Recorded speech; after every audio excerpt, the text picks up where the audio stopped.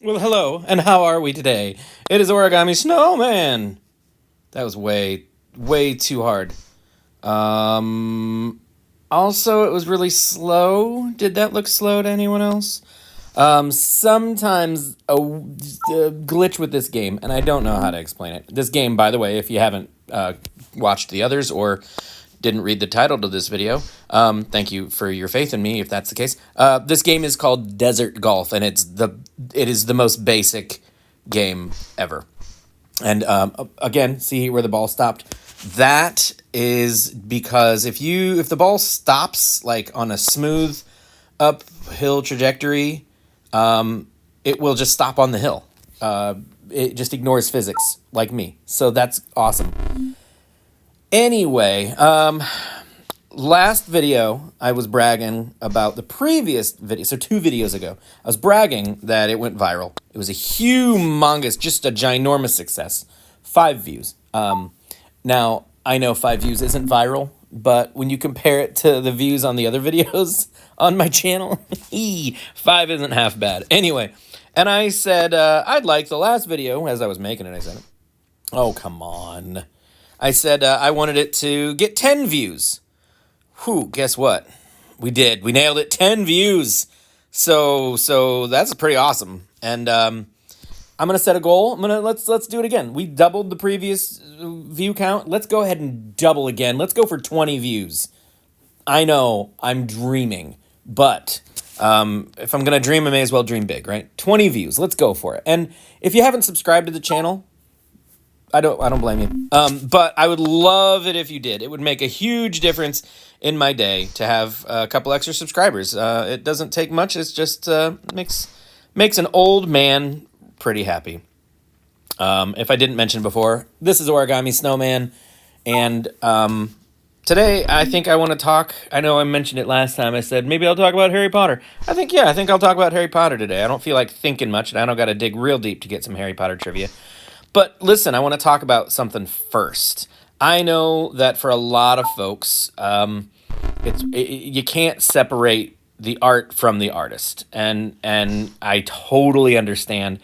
But this is one of those situations where I'm gonna disagree on this point for my own sake. For me, I can separate the art from the artist, and I've had to do that many times. Musicians and filmmakers and authors, it just sometimes they have some difficult opinions, and some have downright hurtful and damaging opinions. But I want to look at this, like a parent and a child, because Harry Potter is someone's child. I'm not going to say her name because, I don't want to. I don't want to say her name. She's got some, I think, pretty hurtful views about some fringe folks. We're just gonna call them. I hope that's not offensive to anybody. I don't mean it to be. I'm a fringe folk. I'm in a lot of different ways, not in the same way that her fringe is. I don't know. Is this making any sense? Am I just babbling? I usually am. The author of Harry Potter, she who must not be named, has said some things about the trans community that I don't agree with, and when it was pointed out to her that those words were hurtful and harmful to a lot of her fans, a lot of people who she had, who felt that she had championed them, she kind of doubled down, and that's not cool. When when you say something and it hurts someone else, the appropriate response, unless you're a monster and unless your goal was to hurt them, the appropriate response is to apologize and perhaps excuse yourself from further comment. You don't have to change your opinion, but you really do. You should change the way you interact with people. We are human beings. This is it was once a civilized society, and we're getting less so, I feel, by the day. But I'm not gonna bring her into this narrative of a fandom that I really have grown to love, and that is the Harry Potter fandom. So let's start with a disclaimer. I'm gonna make some comments about the books. I'm gonna make some comments about the movies. This is not by any means meant to cover every aspect of every book and every movie, just my opinions as they arise in my tiny little peanut brain. So let's go. Let's start with the Philosopher's Stone. Oh, did I say the Philosopher's Stone? Well, yeah, well, that's what it was originally titled in the UK. And in the United States, where I live, it's called the Sorcerer's Stone. And they talk about things like jumpers and trainers. And what are those? Well, here in America, we call jumpers sweaters and trainers tennis shoes. Oh, come on. You're going to go right in the water, aren't you? Oh, nice. Oh, that was a difficult landing, but I stuck it. I'm Simone Biles, y'all. So, The Philosopher's Stone was the first Harry Potter book, and that came out, I would say, 97, maybe, give or take. Sure. I was a year out of high school. I was not the demo for this series. And it was a long time before I actually read it. But, the little wizard boy makes good, finds out he's. Oh, well, that was an overshot, if ever there was one. He finds out, hey, first of all, you're a wizard. Awesome. Second of all, you're loaded. You're super duper rich. Yay. Thirdly, none of that matters because you still have to go back every summer and live with your awful aunt and uncle. So, good news, bad news kind of thing. So, that's always fun. Who doesn't love a little good news, bad news in a story? I know I do. That's called plot. So, yeah, Harry Potter's a good time. Personally, I am a Slytherin, and no shame there. People go, oh, you're the bad guy. I've got elementary school kids on my bus who are, at first, they think I'm kidding when I tell them I'm a Slytherin. Second, they're shocked but you're so nice. And thirdly, they suddenly get very suspicious of the bus driver. A lot of side eye. One in particular, this one little girl, she insists on being called Hermione. Sometimes I call her that. Sometimes I call her Harmonica. Sometimes I call her Anemone. It's, whatever. Just depends on my mood. I am a Slytherin. I have been known to be a bit of a bully. So, the kids on my bus, they've come to terms with my Slytherin-anity-ishness, and they have all, they keep their distance, but they're kind about it. So, anyway, where was I? I don't even know. Am I really going to talk about Harry Potter? Let's just go ahead and rank these. Okay. Let's not rank them. I don't want to rank them. I did that with the Star Wars, movies, and that was all good and well. But I don't think I can rank the Harry Potter books. Let's just give them stars. We're going to do this Goodreads style, Yelp review style. We get 5 stars max. All right, let's go for it. And I'm going to also talk about the movies with each one, and I'll rate the movies as well. Well, that'll be fun. Yeah, I didn't come into this video prepared at all. I got home from work, I ate lunch, I sat down in my orange chair that I love so much that my wife thinks was probably needs to get thrown out, and then I cry until she stops suggesting ridiculous things. So here I sit under a very cozy blanket. I literally feel like a Weasley right now. You couldn't ask me to be more comfortable. Let's go ahead and start with, oh, you so close. It was so close. Did you see how close that ball was to the top of the thing? Let's try it again. Okay, well, now it's down there. So let's start with book 1, The Sorcerer's Stone. It's a great origin story. There's a lot of wonderful exposition, very fun. Oh, well, hello there. It's a good time. You get swept up in the world building. Terrific. I'm going to give the book 4 stars. It's a great opener. If it wasn't, you wouldn't bother with the second book. And that's probably okay. So the movie, the movie is really corny. It is a children's movie and went real hard in that direction right up until the point where Harry murders the guy, turns him to dust. He Thanos snaps Squirrel, spoiler alert, and he straight up murders a dude. Okay, that was fine. We got real adult with this children's movie. Chris Columbus, the director, he's done a lot of children's movies that got real dark. The one I'll mention is Home Alone. I know there are a lot of fan theories that Kevin McAllister is actually a psychopath. He could have called the police. He absolutely could have called the police. You pick up the phone and you call and you say, hello, I'm a small child and I'm left home alone. You could literally just be like, it is the best time of my life. I'm eating vegetables and I'm getting plenty of rest and I'm bathing regularly, and the police are still going to come and whisk you right out of that dangerous scenario. But no, he's got people actively trying to break into his house, and he does not call the police. He doesn't even make an attempt. He's just like, you know what? I should torture these men. I mean, I'm on board. It was a terrific movie. But Chris Columbus has been known to turn a children's movie rather dark. So this, nice, that was awesome. I know it wasn't a hole-in-one or anything, but that was a satisfying hole in two. So in Harry Potter, yeah, there it gets dark. It's disturbing right there at the end, but it's a fun movie. Some of the special effects are a little corny. Some of the performances aren't terrific. You're working with kids. What are you gonna get? They get better. They improve. I'm gonna give that movie a 3. It's just a 3. We'll go with that. Let's go move on to book 2, Chamber of Secrets. This is where things kind of start to elevate. Harry, instead of sort of letting the pot boil over, like he did in the first one, he waited until he thought there's no one is coming to help. Like, it's up to me to save the day. Oh, that was a rebound. Let's go over the thing there. Oh, he decided at the very end, okay, it's up to me. So in Chamber of Secrets, he's like actively seeking answers to this quandary, this conundrum.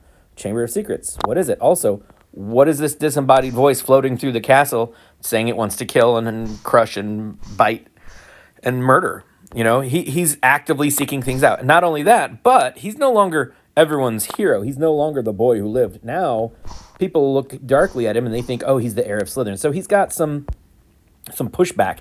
Before he was real high up in the public opinion, and now they all are like, ooh, this kid's no good. He's, stay away from him. They think he's doing all the killing. Well, no killing, just petrification, but still, they think it's him. Okay, let's see what happens here.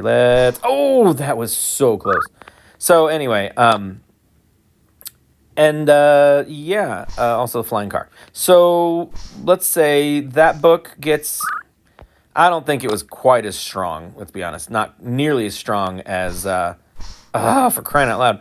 I'm just going to take this nice and slow.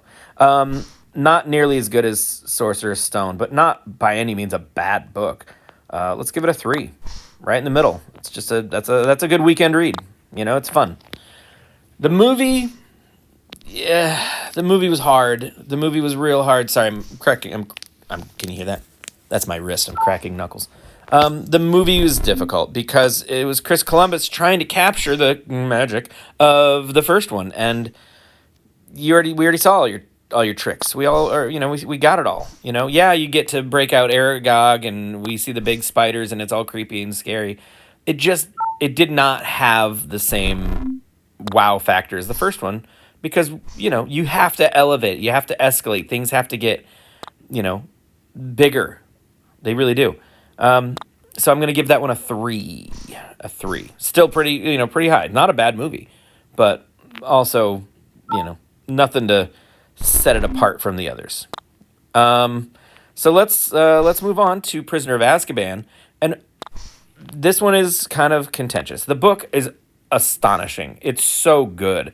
I do think the big reveal, the big twist with the time turner, I think that is the weakest part of the whole movie. Super weak part.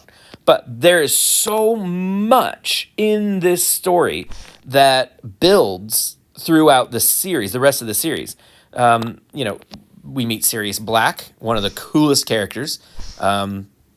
He's, everyone thinks, oh, he's a scary, scary bad guy, but it turns out he's actually a really good guy. We find out about Peter Pettigrew, Scabbers, oh my gosh, his betrayal. We find out all about the Marauders and the Marauders map, and that Harry's father was an animagus, and we learn about Patronuses. We learn about hippogriffs, with Buckbeak and all. There's, Hagrid becomes a teacher.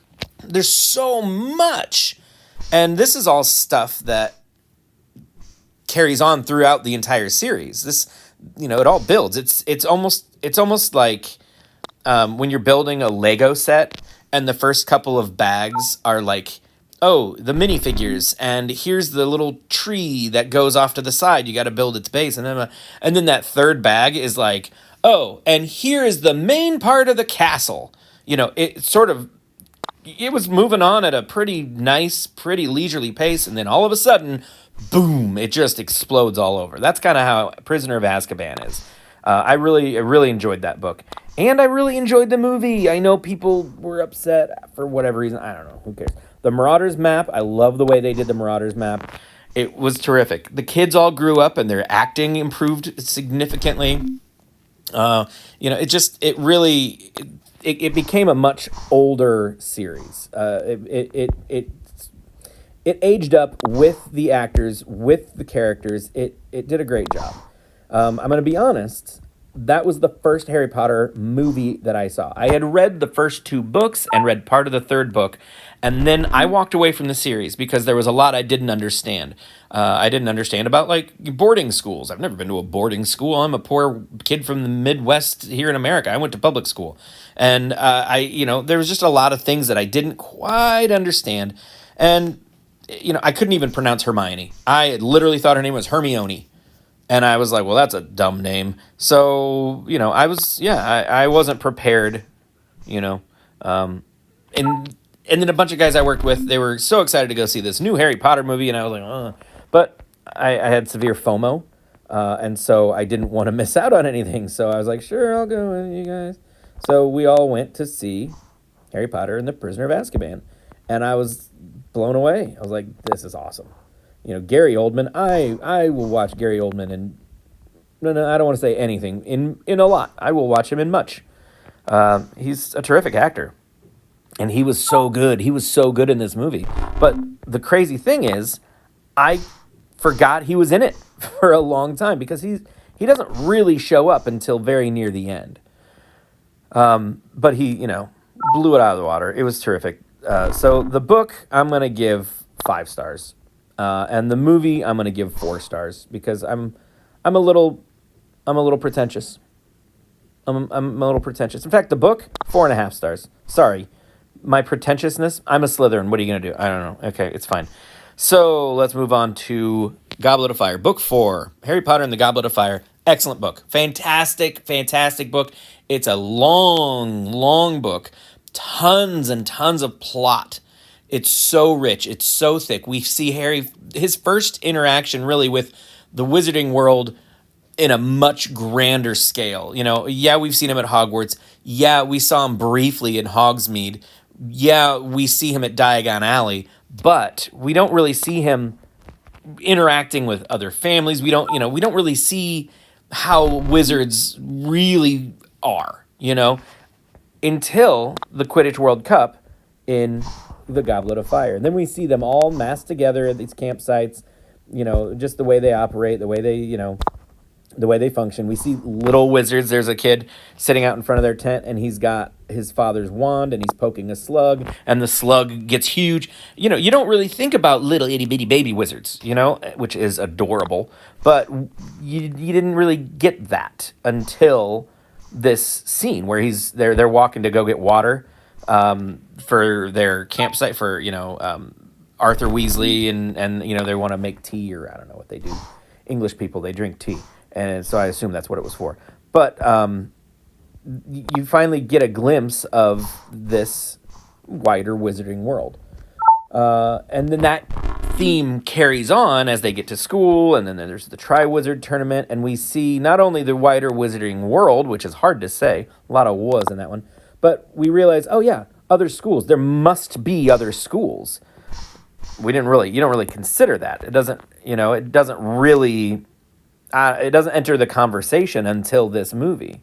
And so when we see Beauxbatons and we see Durmstrang, we sort of understand that, okay, not everyone is teaching their kids, like Hogwarts is. They don't focus on things like community and charity, and there isn't this understanding of like a worldwide system of morals. You've got some who are, hey, we're really in this for ourselves, and some who are not even just in it for themselves, but kind of almost actively against other people, and it's interesting just to see the implications of different types of education. And then there's the whole Goblet of Fire, the Triwizard Tournament with 4 wizards, and just how that all unfolds. You see Mad Eye Moody. Mad Eye's pretty cool. There's Winky, the elf, the house elf that Barty Crouch dismisses because she was found with Harry's wand, and they accuse her of casting the Dark Mark, which was Voldemort's sign up into the sky, and oh, crying out loud. So we actually get to meet another house elf. We see the kitchens at Hogwarts, the beneath the Great Hall, how, it's full of house elves, and Hermione loses it, and she starts this organization, SPEW, that Ron calls Spew, and it's for the basically elf welfare, and she's trying to free the elves, and it's classic Hermione. It's such a complicated, such an in-depth book, and it's really, really good. We meet Cedric Diggory. Well, we actually met him in a couple other books. Harry plays him in Quidditch and actually loses. That was in Prisoner of Azkaban. I don't want to go into it. And so Cedric, we meet him, we fall in love with him, and then we lose him. Spoiler alert, he dies. And that's such an important moment, because we start to, he gets red-shirted. If you're familiar with Star Trek, whenever they do like a ground reconnaissance, whenever they go down to inspect a new planet, they send out an ensign in a red shirt. He's gonna die. That was code, red shirt. That's how the audience knew. It just got real. I was trying to think of a way not to curse just then. Anyway, so that's kind of what happens with Cedric. It's to say, this is serious now. We're not playing games anymore. People are dying. People that we like, good people, are dying. And so that's kind of where it all breaks open, is in the Goblet of Fire. So that book, another great one, 4.5 stars. The movie, 2 stars. Sorry. The movie did not...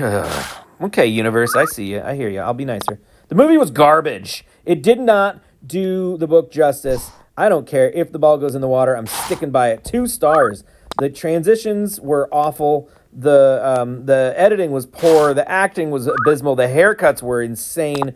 It was just not a good movie. Anyway, also Dobby wasn't in it. What in the world, right? Dobby is in most of the books, in fact.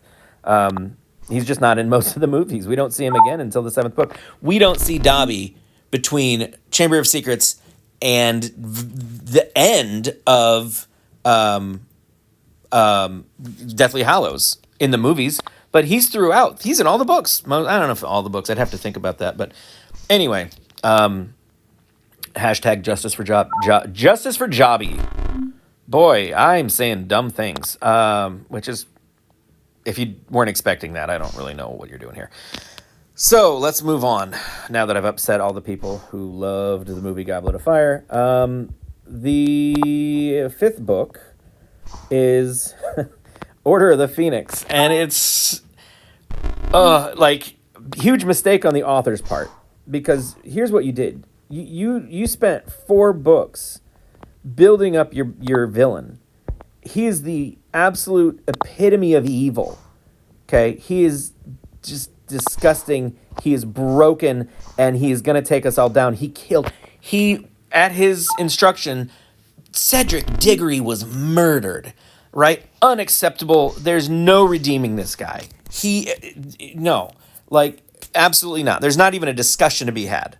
But then the author introduces a character who is somehow even worse. Dolores Umbridge. Now, here's the thing.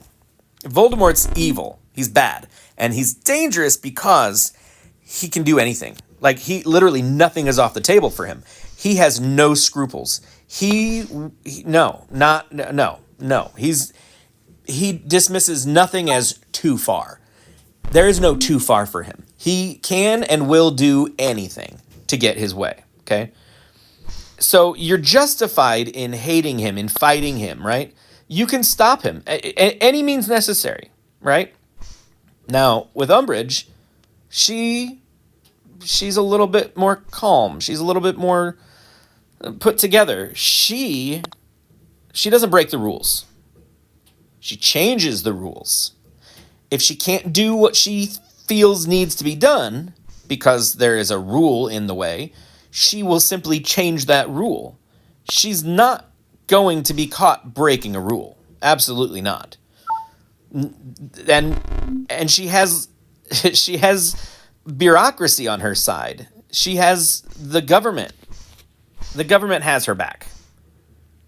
She is well within her rights to do all of the horrible things that she has done, which makes her so much worse than Voldemort, because if you try to stop her, you're breaking the law, and now you're the villain. And that is the most realistic character, I think, in the entire series, because so many of our real life villains hide behind their bureaucracy. They change the law to make the world the way they want it, regardless of what may or may not be right for other people. And it's just, that's ridiculous. The people serving the people don't care about the people they're supposed to be serving. That is an issue. And that's something that hopefully this next generation of voters takes into consideration. Pays attention. Okay, universe, you didn't like what I said? I don't care. We're going to move on. So, Order of Phoenix, Harry gets to go. We get to go and see Sirius Black. We see him face to face for the first time since Prisoner of Azkaban, and the dude is doing all right. He's miserable because he's trapped in his childhood home. No one will let him leave because he's a wanted man, but they all know he's a good guy now.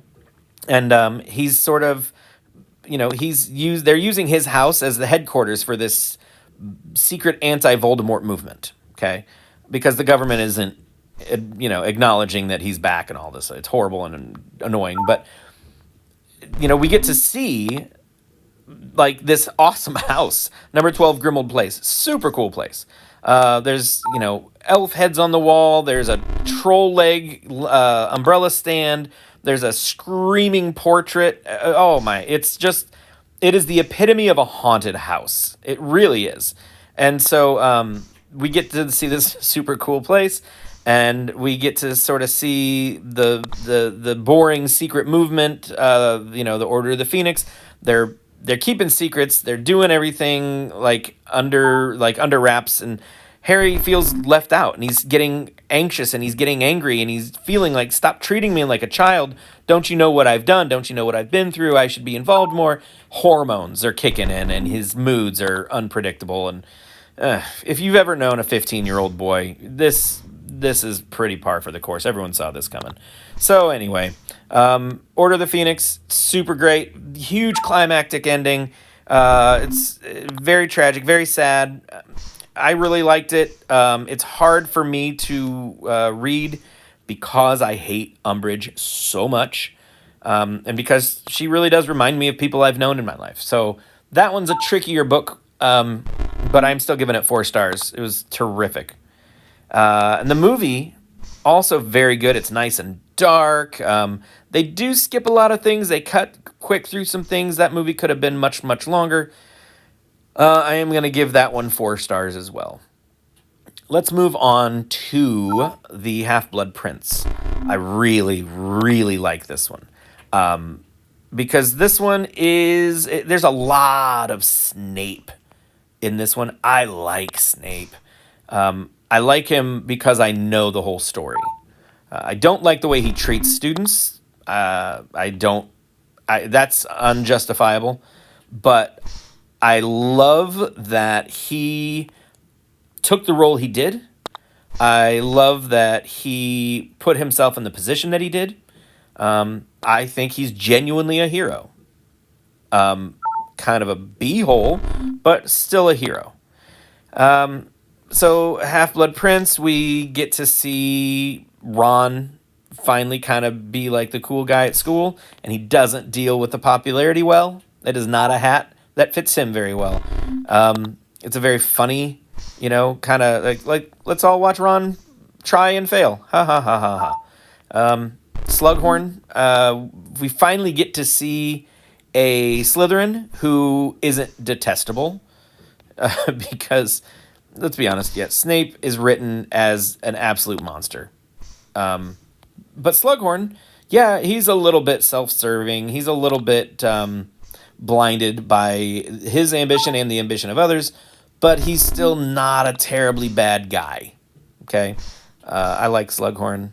I'm going to give that book 4 stars, and the movie. I think the movie is in a lot of ways better than the book. Jim Broadbent as Slughorn is absolutely amazing.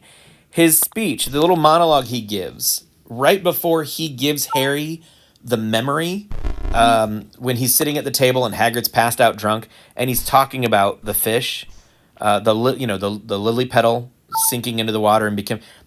It is so masterfully done. It is so, it's so precious. As he's talking about it, you genuinely believe that this is a memory that Slughorn cherishes. This moment where this student of his presents him with this gift, and he's genuinely touched, and he feels her loss keenly. Speaking of losses, how did I miss that shot? He feels her loss so keenly, and it has haunted him for years, for a decade. He's, almost a decade and a half. He's genuinely, honestly, sincerely torn up. But he also doesn't see how getting involved can help. He believes that it can only lead to more hurt. And he doesn't want to be responsible for that, and he doesn't want to be involved. Jim Broadbent is an incredible actor, and he brought Slughorn to life in a huge way. And I'm going to give that one 5 stars. 5-star movie. I'm not so pretentious that I can't give a movie 5 stars. So, and again, Snape. Snape he's really cool in this one. The way he just kind of slaps Harry down. He wants to cut this kid apart. He wants to just dissect him and pretend it's James. But he doesn't. He sticks to his guns. Also, yeah, he kills Dumbledore. He murders his only friend. His only friend. The other teachers at Hogwarts, they've never really trusted him. They don't trust him. They trust him because Dumbledore trusts him, and that's okay. But not really on their own do they trust him. And the Death Eaters also don't trust him because he's there at Hogwarts, because he's under Dumbledore's thumb. And now they know that Voldemort trusts him, but they think he's wrong. They think Voldemort is mistaken. And so they don't really trust him either. And so him killing Dumbledore seals the deal. He basically buys himself all sorts of credibility with the Death Eaters while slamming the door shut in the face of the Order of the Phoenix. So now this is it. This is, his end game. Holy cow, what did I do? What was I thinking? He has made his decision. He's like, look, okay, fine. Dumbledore, you had a plan. I'm going with it. All in. This is our nuclear option. This is our Hail Mary pass. If this doesn't work, there's nothing we can do about it. I can't come back to the Order of the Phoenix because they will never trust me again, ever. Even after all the cards have been played, they're not going to trust me. And we do see that. We find out later that is the case, that they still, even after all is said and done, even after Harry went to bat for Snape, they still didn't trust him. They didn't, after the fact. Posthumously, he wasn't respected. And Snape, he gave it all up. And he did it all for Lily, which, corny, but beautiful. I love that. So Snape, in this moment, he has literally lost everyone. He has lost absolutely everyone he ever cared about. First, it was Lily at the hands of Voldemort, and he could have stopped it, and he didn't. And then Dumbledore at his own hands, and he's still not convinced that this is the right course of action. So he is in anguish, and he's looking down, and he's seeing this boy who looks exactly like his greatest enemy. You know, since he was 11 years old, James Potter has been his least favorite person. And he's looking down at Harry, who looks exactly like his father. And it's got to be just an absolute struggle not to light him up. And he doesn't do it. And I don't think he gets enough credit for that. All right, so let's jump on, go right ahead to Deathly Hallows. The Deathly Hallows, that book is kind of all over the place. There was a lot to finish. There was a lot of loose ends to wrap up in that book. And were they? Maybe. Sure. We got as many answers as we were hoping for. A lot of them were rushed. Now, ironically, there's a huge part of that book where nothing happens.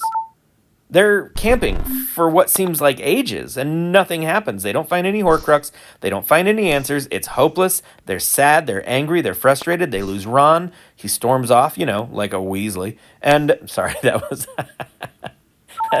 my little Slytherin side coming through. I like Ron. Ron's a great guy. Anyway, you know, it's a hectic time.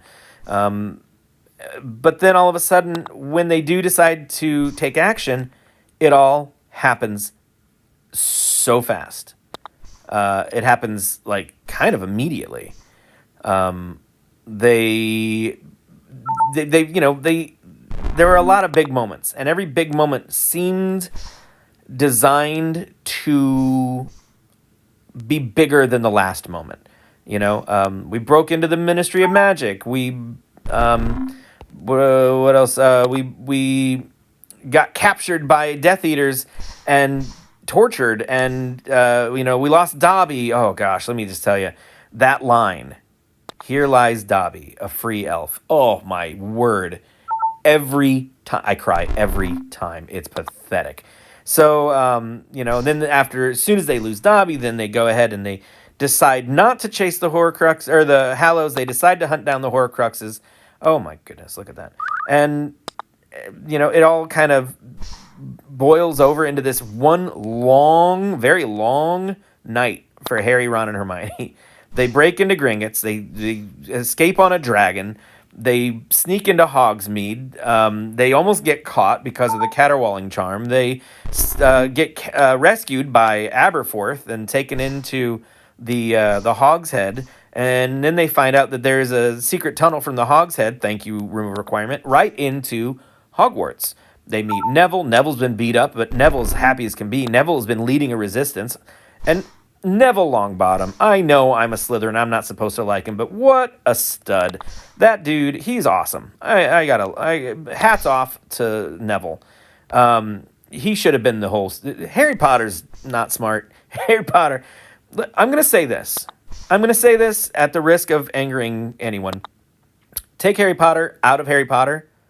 Make it Hermione instead. It's a summary at best. She would have had that whole thing figured out in 200 words. Yeah, no, you would not have gotten 7 books out of that series. So it would have been more concise and probably not as entertaining. So I guess, yeah, you need your main character to be... Oh, for crying out loud. You need your main character to be a bit of a doofus, I guess. So, anyway, thanks, Harry, for being our doofus. Oh, my word. How in the... Get in there. Thank you. So, yeah, Deathly Hallows. I'm going to give that book 3.5 stars. Oh, come on now. The movie, the first movie, Deathly Hallows Part 1. I got to remember how this goes.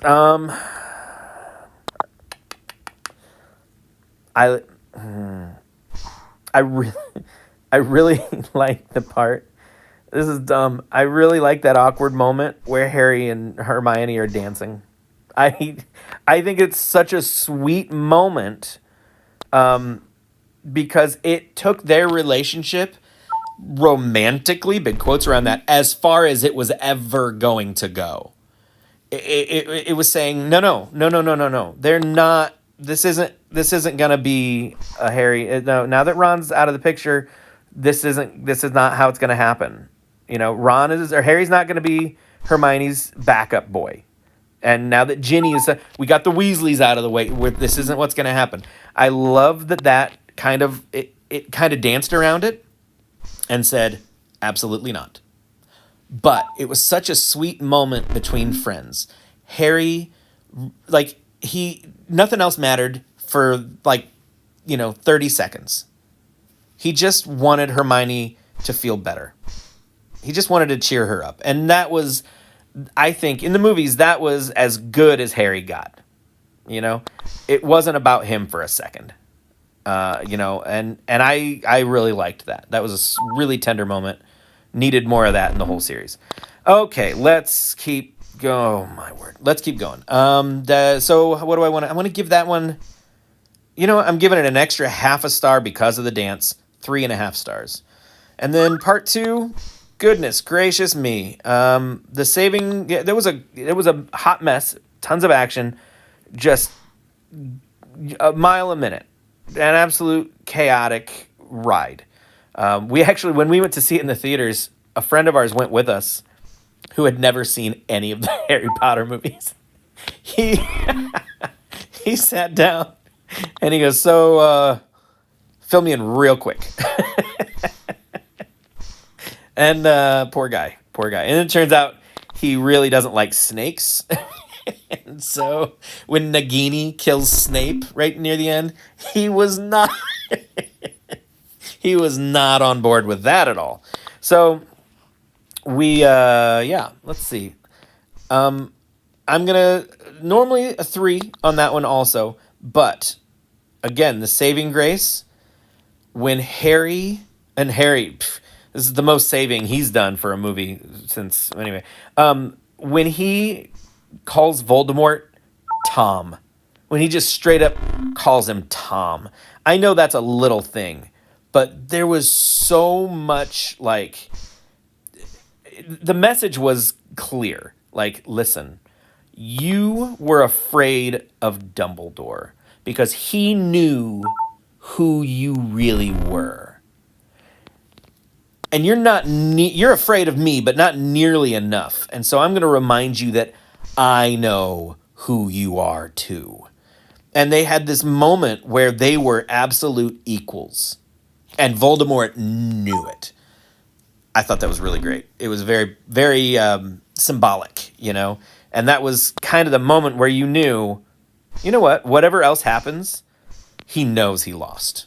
He knows he lost something he can never get back in that moment. It was great. It was super fun. So, 3.5 stars for Deathly Hallows. Oh boy. And I'm gonna one character that I have not even mentioned. I don't think I've mentioned this at all, but I want to share with you before we end here my favorite little Harry Potter tidbit fun fact thingamajig, and it is this. So every wizard has the ability, has the potential, once they learn and once they can manage their emotions, the potential to create a Patronus. And the Patronus, it goes out and it can be used as a messenger. It can be used as a protector. It's kind of, the idea is this, when you don't trust anyone else, when you can't protect yourself, you summon this, and this will protect you. This will go before you, and this will be sort of your patron. Okay, that's where the word Patronus, your protector. Okay, your shield. Okay. Now, Harry, his Patronus was a stag, and his father was an animagus. And his form, an animagus is a wizard who can turn into an animal, and his animal form was a stag. So his Patronus was his father. His mother's Patronus was a doe, and that was because that was tied directly to James. She was not able to cast a Patronus until she was older, after she had fallen in love with James. Now, Snape, his Patronus was also a doe because of Lily Evans, his one true love, Harry's mother. Now, other Animagi, Sirius Black, he could turn into a dog. Professor McGonagall, she could turn into a cat with spectacle markings around her eyes, which, incidentally, was also the form of her Patronus. Her Patronus was a cat with spectacle markings around her eyes. Her Patronus was herself. She was her own Patronus. She basically was saying, you know what, I'll just do it all myself. McGonagall is such a tough old lady.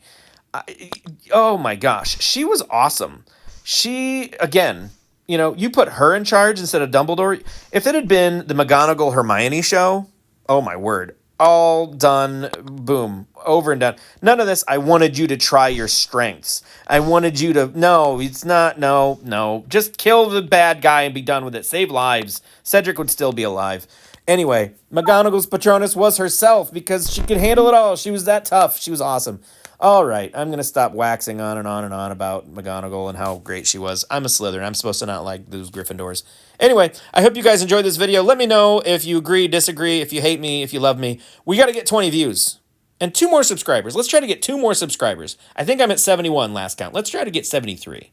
That'd be awesome. I love you guys, and I hope you enjoy these videos. Talk to you later. Bye.